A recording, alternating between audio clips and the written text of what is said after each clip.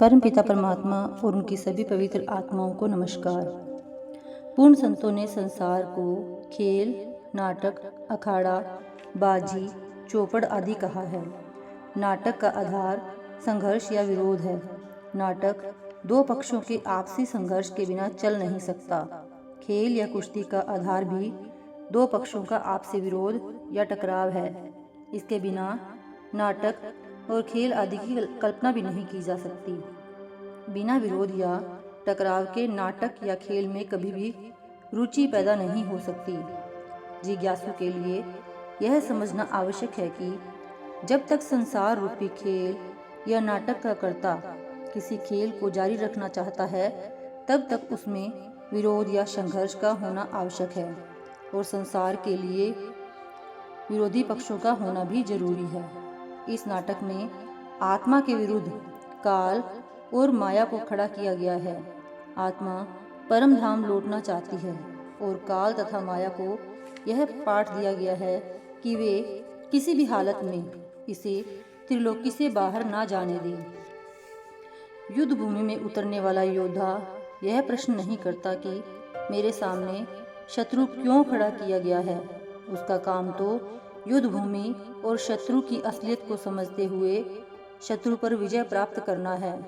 यह प्रश्न करने के बजाय कि मन, माया और काल को उसके विरुद्ध क्यों खड़ा किया गया है, आत्मा को वास्तव में यह जानने की कोशिश करनी चाहिए कि इन शत्रुओं पर विजय प्राप्त करके निज घर पहुंचने का क्या उपाय किया जाए।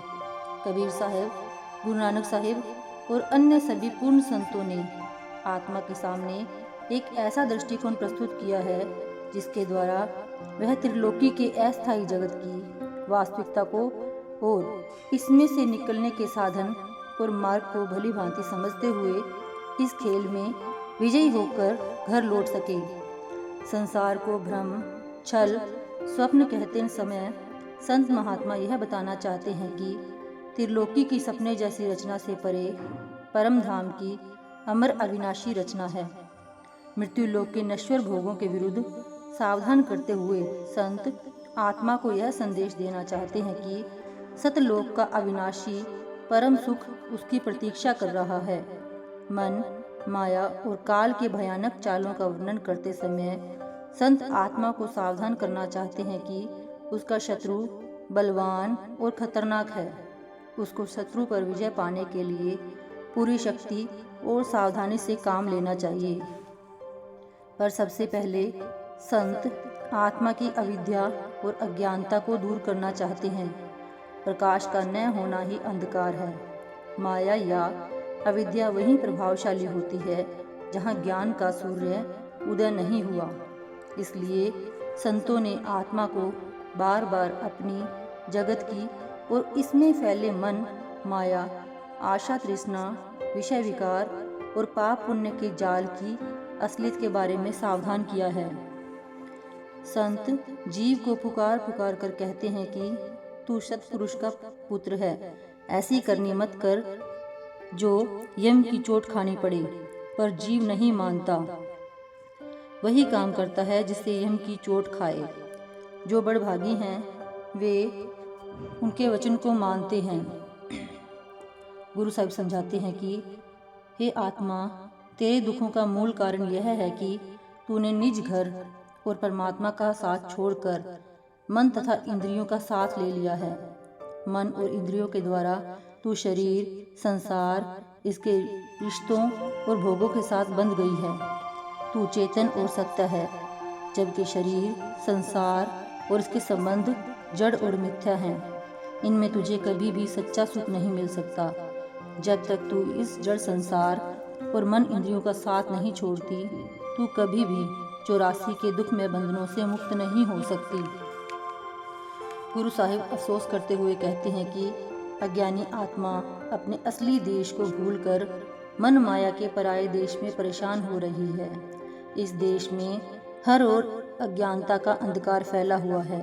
यहाँ आत्मा को दिन रात सोते जागते एक पल भी आराम नहीं मिलता। आशा और तृष्णा में जकड़ी आत्मा मन तथा इंद्रियों के वश होकर अनेक प्रकार के कर्म करती है, जिनका फल भोगने के लिए उसे 84 के धक्के खाने पड़ते हैं और नरकों की आग में जलना पड़ता है। परम धाम में आत्मा को शब्द या नाम के अमृत का आनंददायक आधार प्राप्त था। जब से यह निज धाम को छोड़कर माया में संसार में उतरी है, इसको शब्द या परमात्मा का स्पर्श प्राप्त नहीं हुआ है। यह संसार में बेचैनी से हर ओर उस आदि आनंद की खोज में भटक रही है। यह इस संसार की शक्लों, पदार्थों, भोगों और मान बढ़ाई में उस मूल आनंद को ढूंढने का प्रयत्न करती है। संसार, इसके भोग पदार्थ और सगे संबंधी जड़ और नश्वर हैं। नश्वर वस्तुओं और पदार्थों में से न स्थायी सुख मिल सकता है और न ही स्थूल इंद्रियों के जड़ भोग सूक्ष्म और चेतन आत्मा को शांति प्रदान कर सकते हैं। Thank you.